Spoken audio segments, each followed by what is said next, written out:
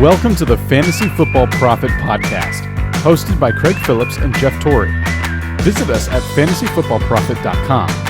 And now your hosts, Craig and Jeff. Welcome everyone to the Fantasy Football Prophet Podcast. I'm Craig Phillips, joined as always by Jeff Torrey. And today we're going to be talking about players we haven't talked about. We do this episode every year to try to hit some players up that we haven't actually said a word about this year. Maybe one passing mention, but it seems to happen a lot where, we get stuck on our guys that we like and we talk about them because they show up in the breakout players list and all these other lists and sleepers. So today we're going to talk about some guys that, I don't know, maybe a lot of times they're not as interesting, I guess, but they're still fantasy. There's some fantasy relevant. They're relevant, and we also don't know exactly what they'll do. So I don't know what Jeff picked. We each got 3 players. We'll figure it out here as we go on. But before we do that, make sure you guys go check us out on Twitter at the FF Prophet or Instagram Fantasy Football Prophet, where we're getting the relegation leagues getting them all set up again. So I've said this a couple times, but if you have not yet gotten an email or a message on Instagram about signing up for a draft date and you are going to be in anything above the beginners league, please reach out, because that means I've tried to send you something or maybe your Instagram name changed, can't get a hold of you. The beginners league, we're getting invites out for most of those this week, hopefully by the end of this week, and then I'm done. 25 leagues, Jeff. It's been a process. So that also means, though, I do know there are dropouts. There's going to be every year. So that means we have some open spots for you. So to get in on that, go to iTunes, leave us a 5-star review, take a screenshot of it. Go to Instagram, then follow us, Fantasy Football Prophet, and send us a message showing us the 5-star review and that you want in on the league, and we will get you signed up. There's going to be a limited number of spots, though, so make sure you get that done quick, because still not sure exactly how many are going to be available, and we've already had people sending in the reviews for this year, so make sure you get that done. All right. Players we haven't talked about. We got 3 of them each, Jeff. Let's go with your first one on the list, and who is it? Right. So I did want to touch on this individual. You will start hearing his name more and more. It's not necessarily we didn't talk about him because he is boring or anything like that. It is because we didn't know where he was even going to be. I don't think we've really given Cam Newton his due or talked about him. I thought now would be a good time. Yeah, we really haven't even, after he signed, we didn't say too much. So, yeah. Yeah, so Cam Newton, he goes to New England. Everyone assumes he's going to be the, lock it down starter. And this one is kind of interesting. I do want to talk about him, but I don't have something locked and loaded that I really want to say about him. Everyone knows that he can be a very high-flying football player, right? I mean, he was an MVP. He can throw it. He can run. The question is, what is he going to do in New England, and how do you see it coming out, for Cam Newton? And we did get him in the Scott Fish Bowl. Yep. Right now, you can get him obviously cheaper than a lot of other quarterbacks because there are some question marks. How do you feel about Cam Newton? I like it. I like getting him because I feel like there's very little risk involved. I feel there's never risk to me once you're getting a quarterback basically ranked almost beyond 10, honestly. Once you're past like the 10th quarterback, the risk is so minor, so low, where if Cam doesn't work out by where you're getting him, it doesn't really make a difference. So right now, on Fantasy Pros consensus ranks, he's 17th. His ADP is still 23rd, but I think that's still correcting itself.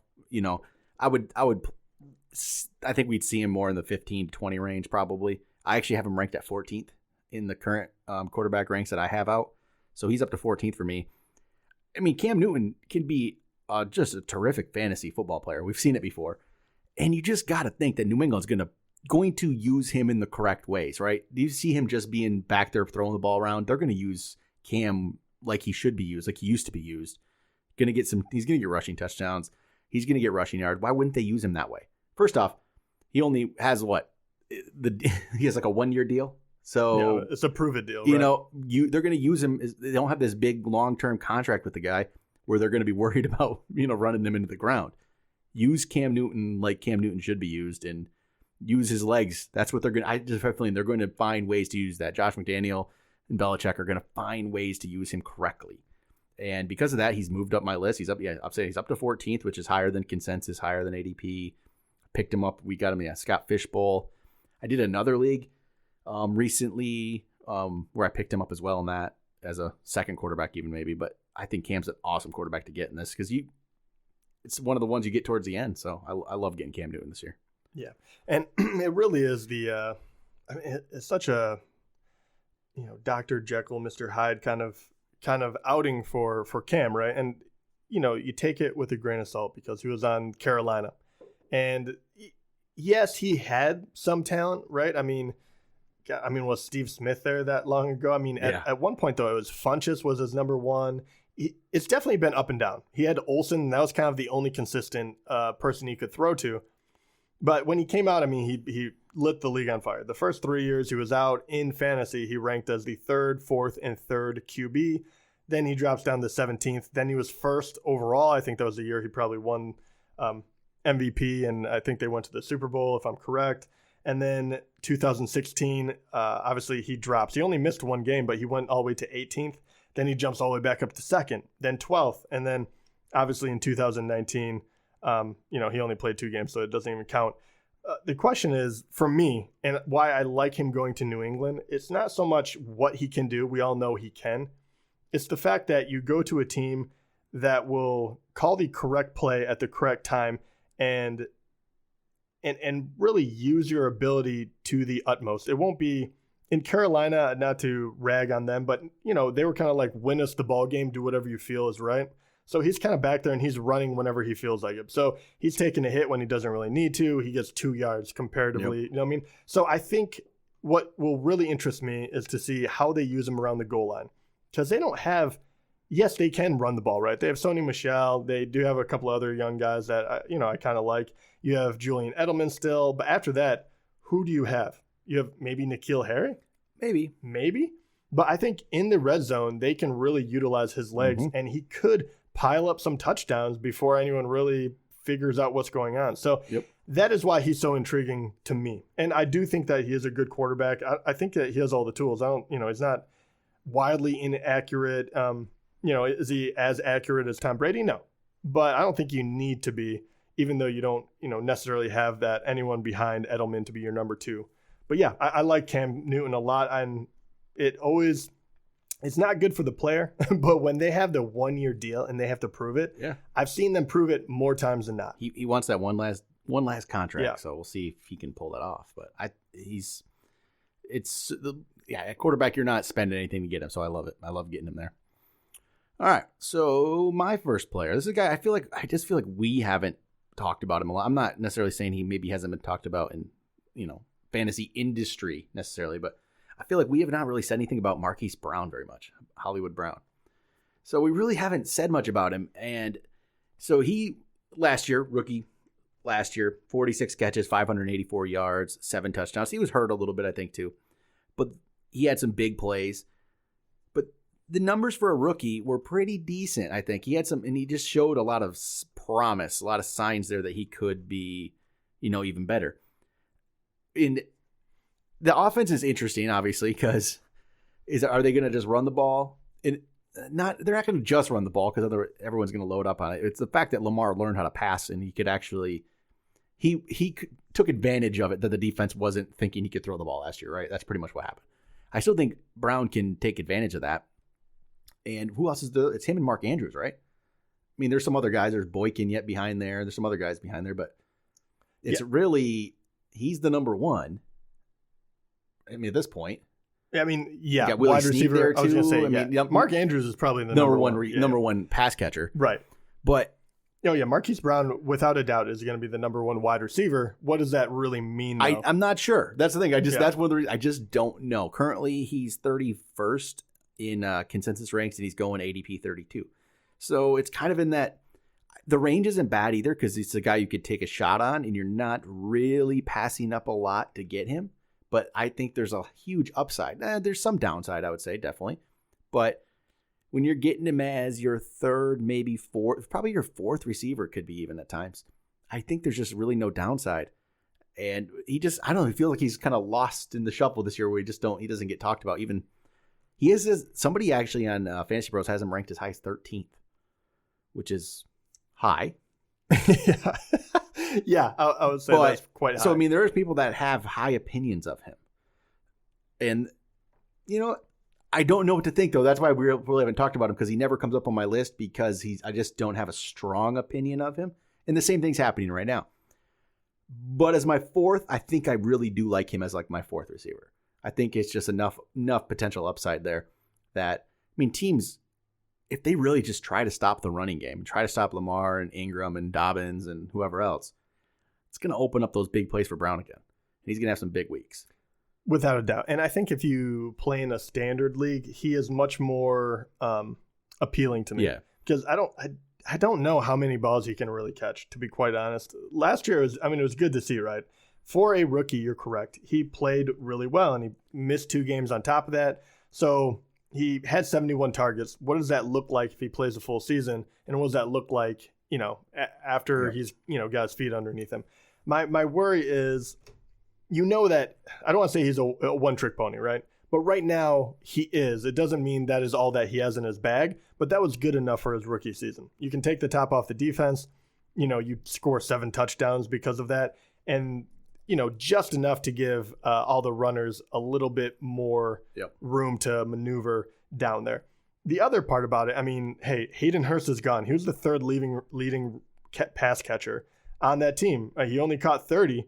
But at the same time, Marquis Brown only caught 46. So there's definitely something there. They did draft another speedster. We'll see. He wasn't the same caliber as, Hollywood Brown coming out of college. But, was it Devin Duvernay? Yeah. Something like that from Texas. I don't even know too much about him, to be quite honest. But I know he's a speedster. And you can see what they're trying to do because of how much they run the ball. They need those people to be able to take the top off the defense. So I do like Marquise Brown. And in a standard league, standard scoring, I would take him as an upside guy, because what if he actually does? What if he gets 100 targets? What if he makes that next jump? It's not out of the question. No, it's not at all. So, yeah, I do like him. I'm glad that you brought his name up. All right. Who is your second player that we haven't talked about yet? Number 2, we are going to go with I'm going to go with Kenyon Drake. Yeah, we haven't said. He's an interesting one. Yeah, and once again, there's a reason we probably don't talk about him a whole lot, because he's kind of an enigma. And it's the part when he went to Arizona from Miami for the last half of the season, he looked really good, and this is why he crept up everyone's boards. The question is, can he actually continue that type of production for an entire year? We haven't seen it yet. Miami never used him like that. We know he can catch the ball as well. His receiving was pretty strong, but at the same time, he didn't catch a single touchdown. He never went over 30 yards he went 52 yards the first game that they went. And after that, he didn't catch more than 30. But he was always over, 10 carries. At the end of the year, he even got up to 22, 24, where he went over 100 yards for both of them, had multiple touchdowns in both of those games. Mm-hmm. Once again, there's Cleveland and Seattle, so not like the worst teams in the league, as far as defenses go. So he did it against, he kind of passed the eyeball test. Everyone was wondering, was it Miami? And he kind of proved the point of like, those flashes you saw in Miami, I can do a lot more of that. So he's very intriguing. And especially on this type of offense where Kyler Murray is going to be running, he can hand off the ball, he can dump it off to him. There's a lot of way you can utilize a guy of Drake's caliber. Where does this fall in your mindset right now? Man, it's a tough one. I say he's not like, sometimes you have these like 1-year wonders that you can just write off early on. Sometimes they're easy to spot where a guy is getting ranked decently high because he was good for a portion of the last year. Drake, though, to me, doesn't stand out as that guy because we always saw there was some potential in Miami, right? This wasn't like a completely out of nowhere thing. You knew the guy could, at least you could see signs that he could play, Yeah. And so I have a hard time with him right now because he should be the guy there. Like they got rid of David Johnson.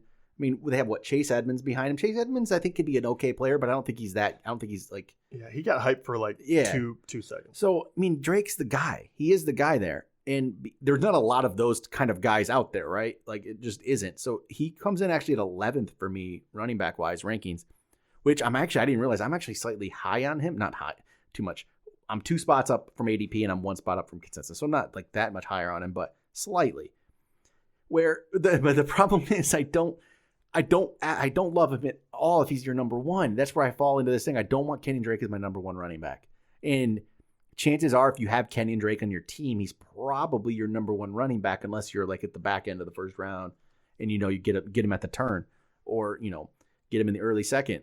Other than that, there's a good chance he's your first running back. I don't like that.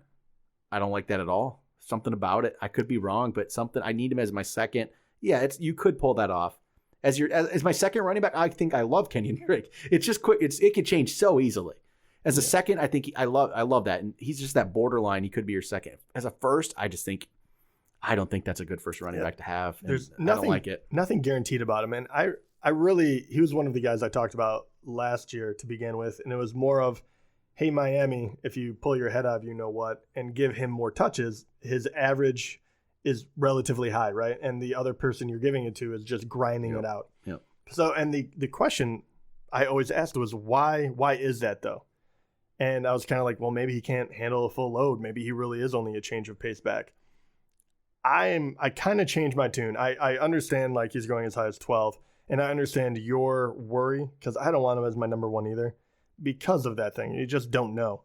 But it looks like he's going to be the lock and load, number one running back. And if I look at the numbers, from last year, he only improved when he went to Arizona.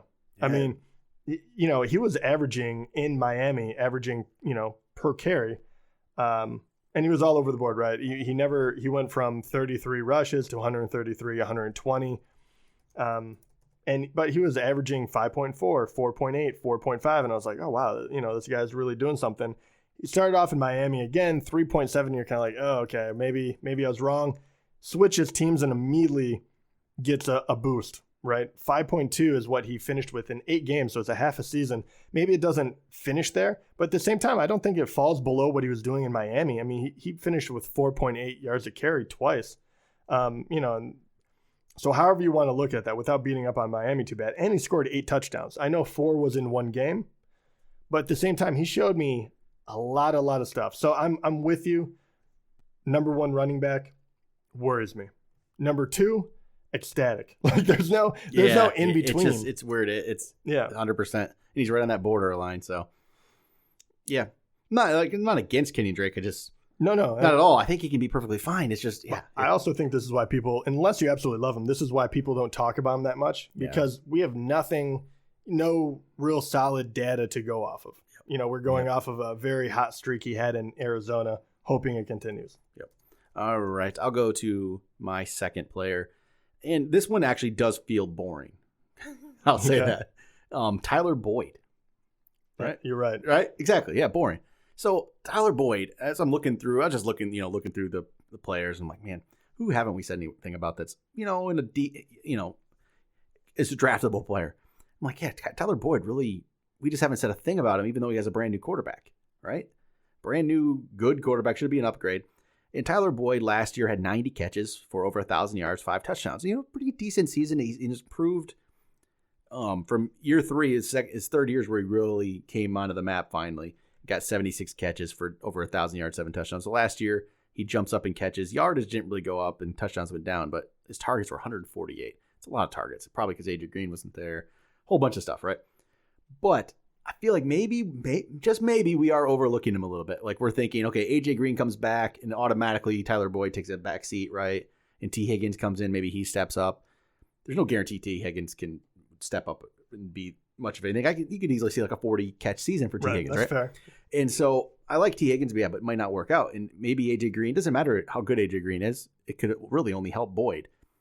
If Burrow is as good as advertised, I think he's going to have enough he's going to be able to throw to Green and to Boyd, and Boyd could just be kind of sneaky again and have a really good season.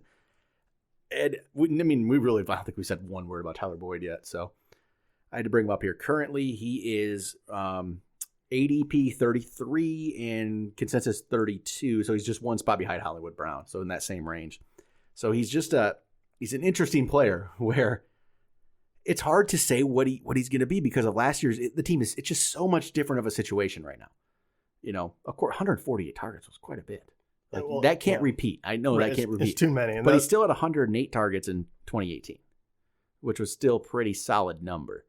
And a lot of this depends on Burrow. That's where it just becomes so you don't know what to think. You know, it's just different especially for rookies this year, especially for rookie quarterbacks. You got to think not having preseason games, not really having the same kind of training camps and mini camps and all that stuff. It's just different. So is it going to be as quick to learn everything? So maybe it doesn't work for Boyd, or maybe he comes on later on. But just an interesting player that we just haven't really said much about yet. Yeah, I have reservations about Boyd. No, I think it was more. I think he's fine. Don't get me wrong. I'm not saying he's a bad wide receiver, but I do think that it was more circumstance of why he did what he did last year. And you said it when 148, right? 148 targets. Yeah. I mean, that is not a small number. He got, tier 1 wide receiver type numbers going his way because of that. And what did he do with it?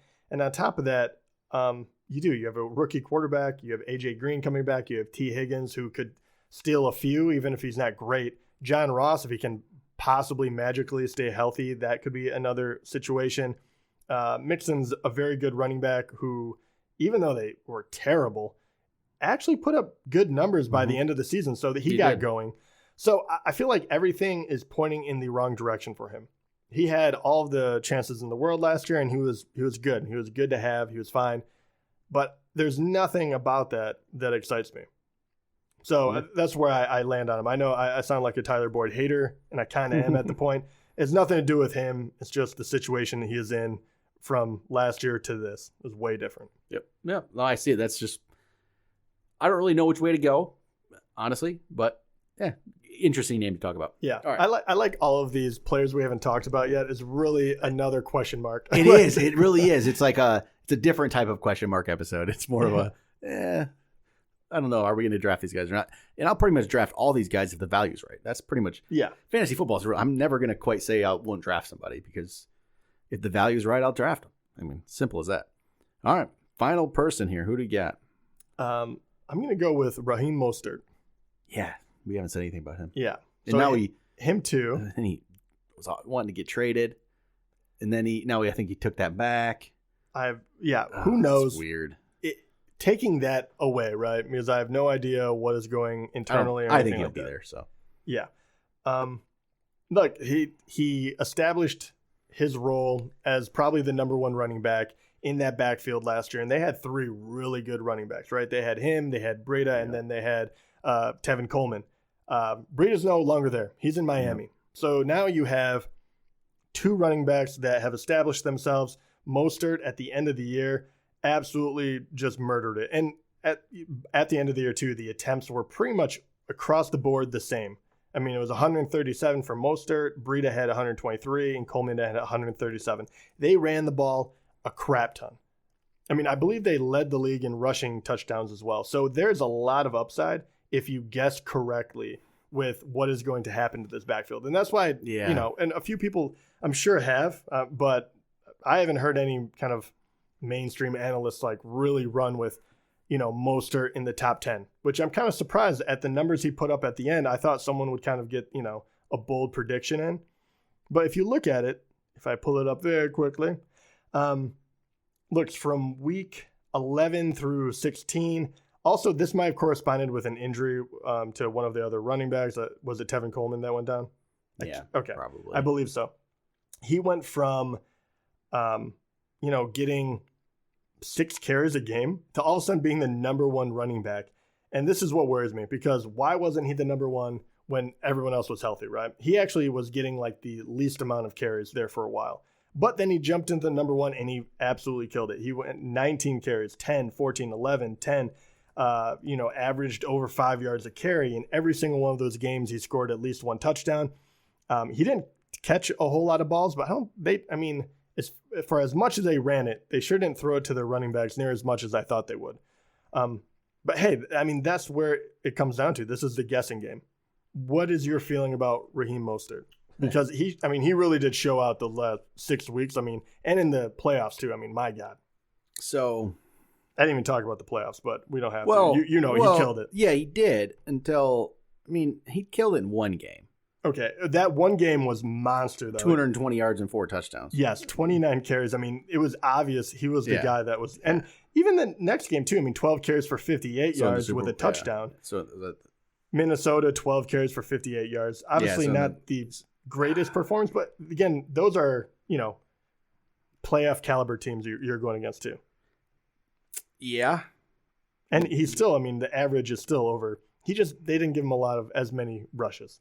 So I have a hard time with this one. I have a hard enough time where in our keeper league that we talk about, our auction keeper league we talk about a lot, I have Raheem Moster on my team currently as one of my potential keepers. I could keep him as a minimum keeper.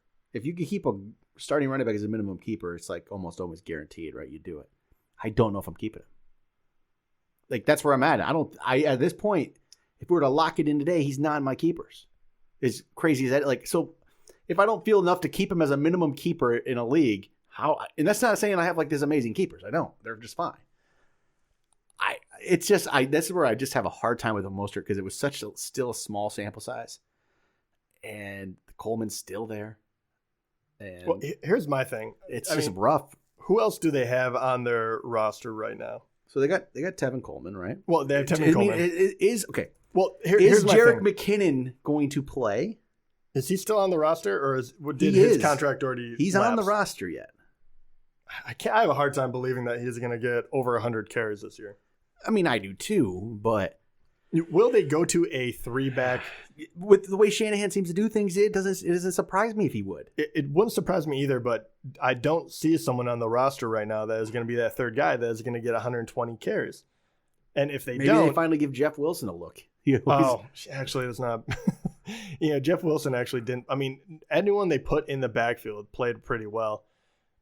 So that's what the question comes down to. Is he going to be the lead back? And I don't need him to be.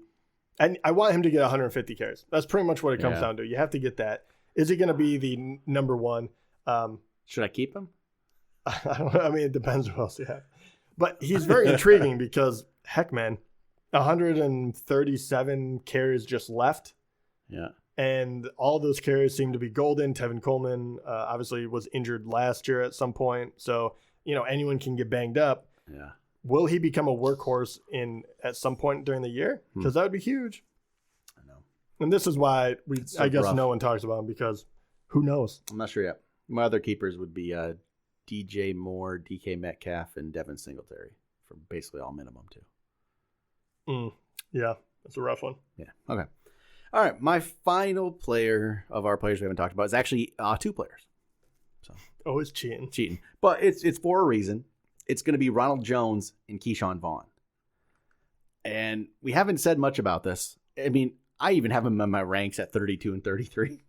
It's just, this is, again, a rook. This is the problem with this season and COVID and nothing happening because we don't even know what Keyshawn Vaughn is. We're not going to get to see Keyshawn Vaughn in preseason, which really sucks because I want to see. I don't care much for preseason, but I like to see what the rookies at least look like a little bit, to get some kind of sense of what kind of player they are. And we're not going to get that this year. So because of that, what do you do with these Tampa Bay running backs? Because now they're in what should be a really good offense. That's the thing here. It should be a good offense. Ronald Jones averaged 4.2 yards a carry last year. Nothing spectacular, but got 724 yards, 6 touchdowns, caught 31 balls. So he showed some signs that he wasn't a complete bust, which we thought he was year one. And does he get that shot to be the back in the Tom Brady offense? But that doesn't necessarily mean it's a great thing either. You don't really know how that plays out always.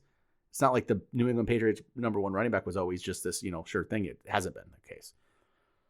So is Ronald Jones, does Keyshawn Vaughn get a chance? And that's why this is a players we haven't talked about. We haven't talked about him. I don't have an answer for this. And I'm not going to give you an answer because I do not know. And how would you know? You don't know what Keyshawn Vaughn is. We're not going to know. It's a complete guessing game here. And I guess if you're going to take a shot and they're relatively ranked the same, I think you probably just take the shot on Vaughn, don't you? Just get the one you don't really know about. And Ronald Jones, we kind of know. I think we know he's not going to be a top of the line running back, right? Yeah, I think even if they think he's going to be a useful running back to have, I highly doubt that they're kind of like, okay, this is our number 1, and let's draft Keyshawn Vaughn to be the number 2, like fit in that. I feel like they drafted him thinking you have the skill set to possibly lead the backfield. Yep. So, yeah, I would take the chance on the rookie in this one. And as much as I want to go against this because I feel like Tampa Bay has been so bad at running the ball, look, Ronald Jones had 172 attempts last year. He wasn't terrible. Peyton Barber as the number 2 at 154. So maybe they just do a similar thing again. Yeah, I mean, Peyton Barber did not do a whole lot with them. 3.1 yards a carry. I mean, it was poor. But he did get 6 touchdowns, and so did Ronald Jones. So, yeah, it'll become a frustrating thing, and I'm not overly optimistic. I know people are kind of saying, well, take the shot in Vaughn. I would if we're in this situation. But, I mean, how far down do you have to go before you take – and you have him 30-31. Yeah. But let's be honest, like – it falls off at running back there too, though. So. It does. It definitely – I mean, obviously, you only can have so many starting running backs. But, you know, if you miss whoever is going to be the second, not going to be worth that much. Yeah, exactly. So that's why it scares me. But I think take the shot on the rookie. That's where I would do. All right. That's going to do it for players we haven't talked about. So some guys that probably maybe we'll bring them up again one more time. That's it. Maybe we'll do rankings episodes. That's probably the only time. Because I mean, I'm telling you, that Jones with Vaughn situation is not gonna be figured out. How are we gonna figure it out? There's no preseason games. There's nothing. So weird. Just a weird season. Hopefully there is a season. Hopefully it's a weird season. So I feel a little more confident about that. I think that it's gonna happen. One way or another. There's way too much money in the balance. Yeah. I can't imagine. Like maybe there won't be fans. Maybe it'll be weird. Actually, maybe for another time. But we were joking. And I thought this was interesting. We were joking about if you had to because of the world we're living in with COVID, and players might be able to be benched or whatever. And I was joking with you that hey, this time around, if you like draft a quarterback, maybe you should automatically get their backup as well. Like, I mean, there has to be some kind of.